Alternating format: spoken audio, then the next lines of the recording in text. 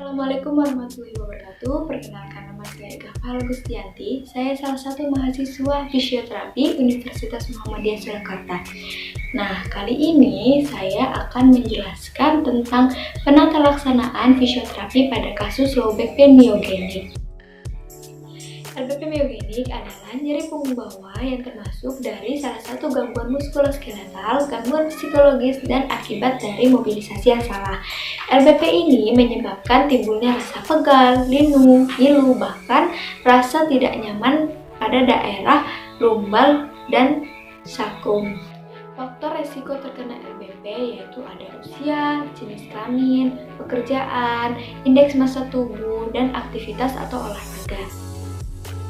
LBP myogenik dapat terjadi dengan tanda dan gejala. Yang pertama, adanya nyeri di daerah punggung bawah dan menetap.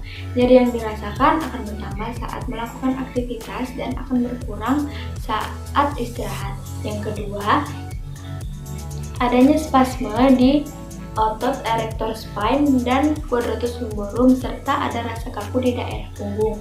Yang ketiga, adanya kelemahan otot, dan yang keempat, adanya gangguan fungsional dalam melakukan aktivitas sehari-hari. Perlu kalian ketahui, LBP myogenik dapat sembuh dengan sendirinya, tetapi ada kemungkinan dia akan kambuh kembali. Penyebab LBP sendiri yaitu adanya spasme, adanya defisiensi otot, dan otot yang hipersensitif. Nah, selanjutnya kita akan melakukan pemeriksaan. Yang pertama, kita akan melakukan anamnesis. Anamnesis sendiri terbagi menjadi dua, yaitu anamnesis umum dan anamnesis khusus. Anamnesis umum berisi tentang alamat, nama, usia, jenis kelamin, agama, hobi, dan pekerjaan. Sedangkan anamnesis khusus berisi tentang keluhan utama, yaitu bagaimana keluhan pasien, apakah nyerinya menjalar sampai ke tungkai atau nyerinya hanya di sini saja. Yang kedua, selanjutnya ada riwayat penyakit sekarang yang menjelaskan tentang tempat keluhannya di mana, kapan terjadinya, bagaimana kualitas keluhannya, apa faktor yang memperburuk dan memperingan keluhan tersebut, dan riwayat pengobatan. Lalu ada riwayat penyakit dahulu. Ini menjelaskan tentang riwayat penyakit sebelumnya. Apakah pasien pernah jatuh atau pernah mengalami masalah pada punggung. Lalu ada riwayat keluarga. Apakah keluarga pasien ada yang mengalami masalah serupa dengan pasien. Lalu ada riwayat pribadi. Riwayat pribadi ini mencakup tentang hobi dan pekerjaan serta aktivitas sehari-hari pasien. Selanjutnya kita akan melakukan inspeksi dan palpasi. Nah, dengan inspeksi ini kita dapat melihat dan mengamati apakah pasien mengalami perubahan postur atau tidak. Lalu dengan palpasi kita dapat memegang atau meraba daerah yang mengalami gangguan, apakah ada spasme atau tidak. Nah, selanjutnya kita akan melakukan pemeriksaan nyeri dengan menggunakan NRS atau numeric scale. Nah, dengan pemeriksaan ini kita dapat mengetahui tingkat nyeri yang dirasakan oleh pasien, yaitu dengan 0-3 berarti nyerinya ringan, 4-6 nyerinya sedang, 7-9 nyeri hebat, dan 10 nyeri yang sangat-sangat sakit. Selanjutnya yaitu pemeriksaan fungsional. Kita dapat melakukan pemeriksaan fungsional dengan menggunakan skala Ospetri. Apa aja sih hal-hal yang mencakup dalam skala Ospetri? Saya akan tarik di sini. Lalu ada pemeriksaan gerak dasar, yaitu untuk mengetahui apakah pasien ada keterbatasan gerak atau ada pola gerakan yang menyebabkan nyeri. Nah, gerakan yang dapat dilakukan yaitu bisa fleksi, ekstensi, dan lateral fleksi trunk. Selanjutnya adalah pemeriksaan spesifik. Nah, di sini saya menggunakan dua pemeriksaan spesifik. Yang pertama, saya melakukan Patrick test, yang kedua adalah SLR. Jika kedua tes ini hasilnya negatif, berarti pasien terkena LBP myogenik.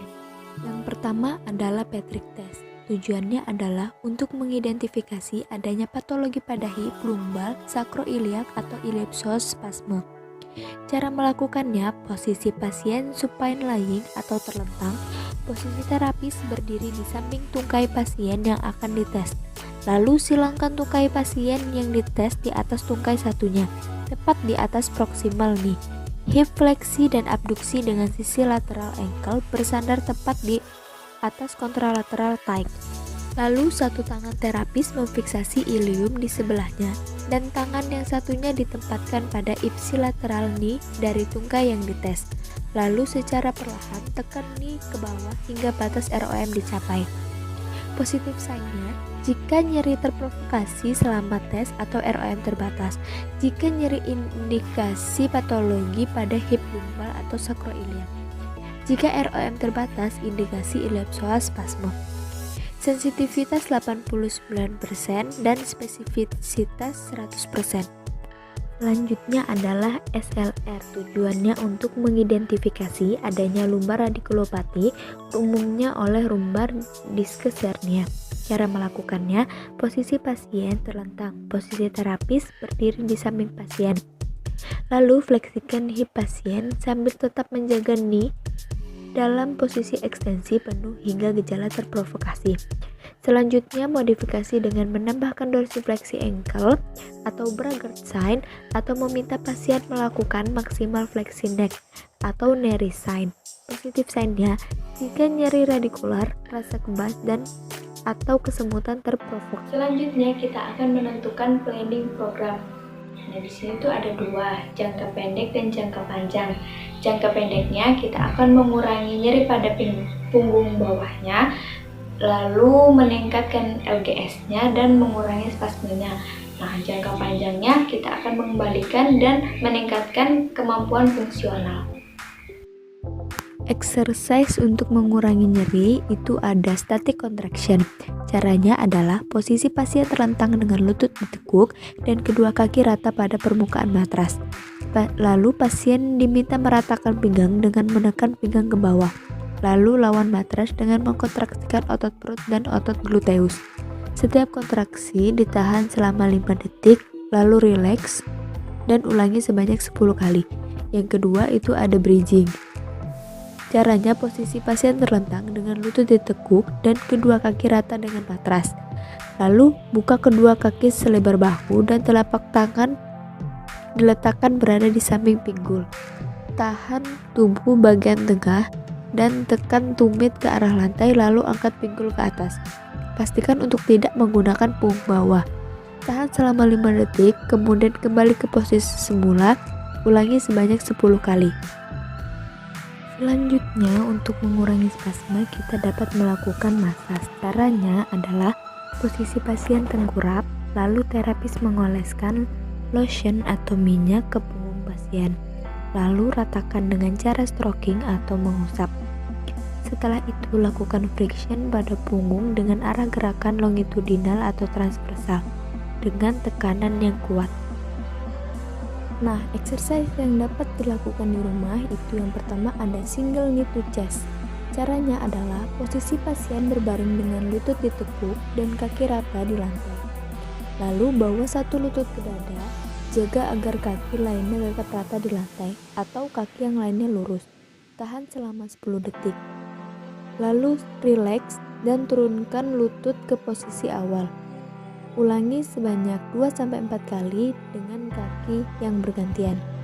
Selanjutnya ada prayer stretch. Caranya adalah posisi pasien duduk dengan kaki ditekuk, lalu lakukan fleksi terang, posisi seperti orang sujud. Terus rentangkan tangan ke depan ke atas kepala.